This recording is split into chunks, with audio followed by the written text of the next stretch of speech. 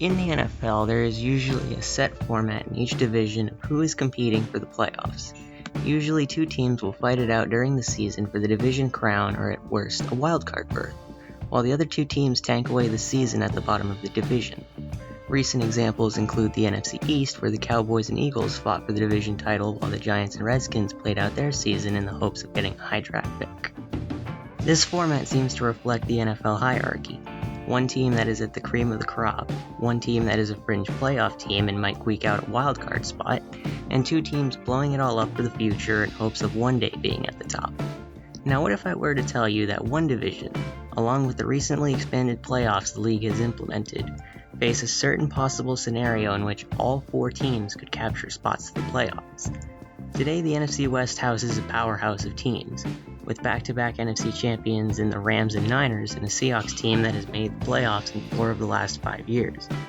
Not to be forgotten in the mix is a young Cardinals team looking to make their mark on the league with a hot new offense led by their Offensive Rookie of the Year in Kyler Murray, and recent trade acquisitions DeAndre Hopkins. It might take some extreme hope that everything plays out as promised, but no other division has this much hope and optimism that all 4 teams in their borders have a chance at clinching playoff spots. So, let's see how the teams stack up against each other. The San Francisco 49ers open up with the best odds of defending their NFC West crown as the defending NFC champions.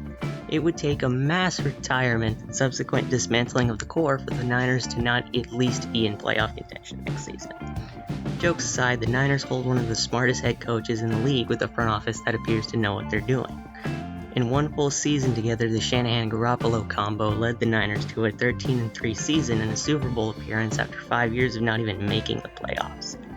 With an offensive core headed by an elite Jimmy Garoppolo, the best tight end in football in George Kittle, and an all-around offensive threat Deebo Samuel.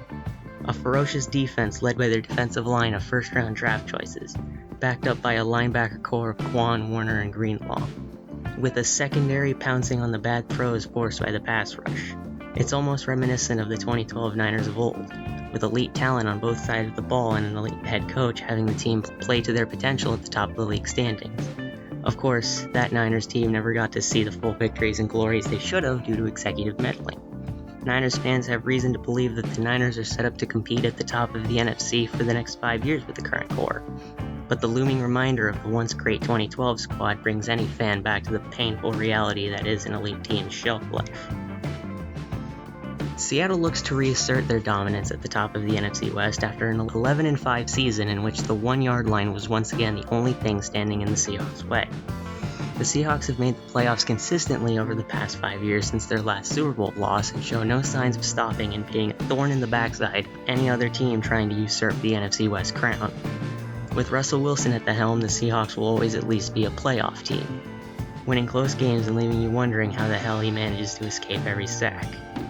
He'll only be aided by his top 2 wideouts in Tyler Lockett and DK Metcalf, capitalizing on Russell's scrambling abilities and getting open down the field.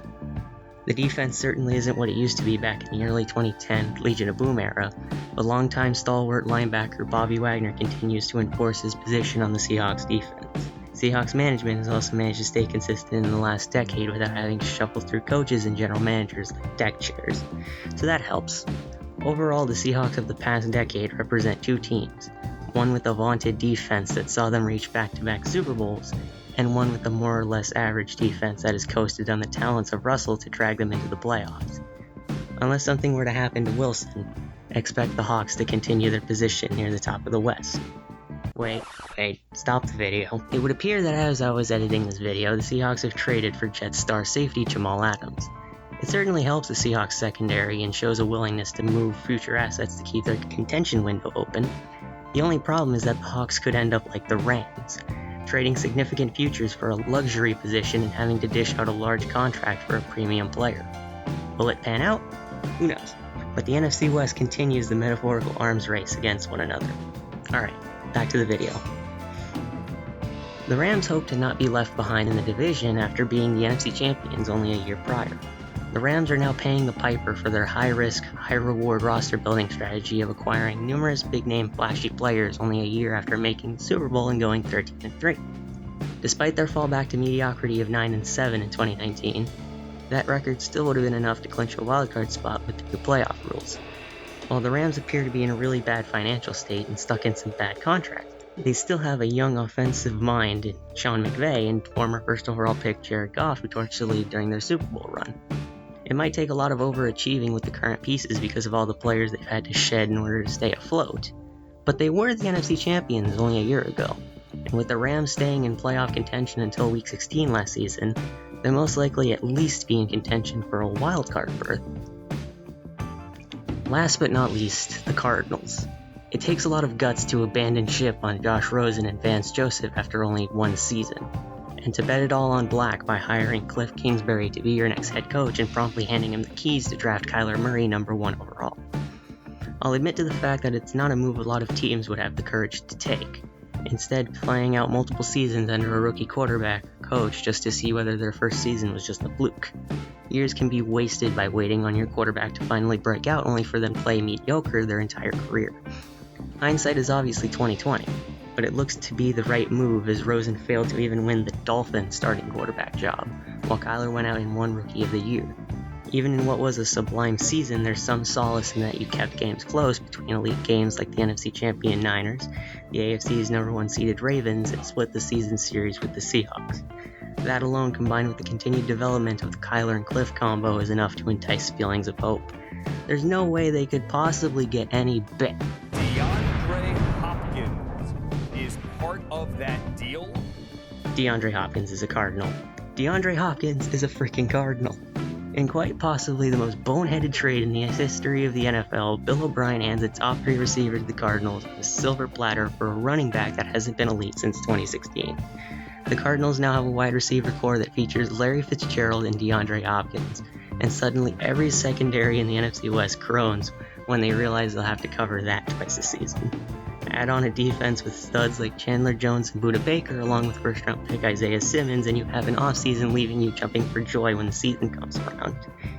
Although it's mostly a lot of off-season hype, there is reason to believe that the Cardinals' threat could once again emerge, and I can see them doubling their win total if they can win some of those close games against teams like the Niners. If they can pull it off, a 9-7 or 10-6 record could be possible, earning them the final wildcard, despite possibly still being 4th in the division or 3rd if they can't leapfrog LA.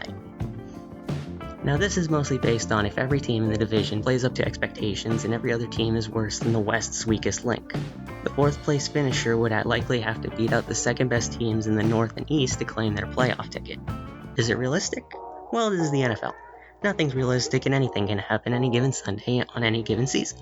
But it is fun to speculate the idea of a powerhouse division that sends their entire division to the playoffs because they were simply that good. So if there is football in 2020, it'll be a fight to the death for that NFC West crown.